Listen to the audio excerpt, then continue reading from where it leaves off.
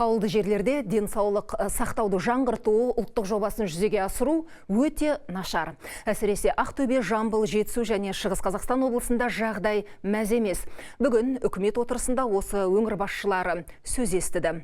Ұлттық жоба аясында 650-ден астам елді мекенде медициналық пункт салуға бюджеттен 120 миллиард теңге бөлінген.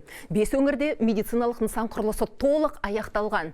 Қалған облыста бұл шаруа ақсап тұр. Олжас Бектенов әкімдерге құжат жұмысын реттеуге 15 күн уақыт берді.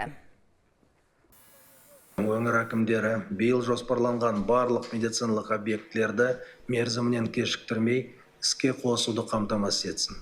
Сондай-ақ бұл жұмыстың сапасына теріс әсерін тигізбеуге тиіс.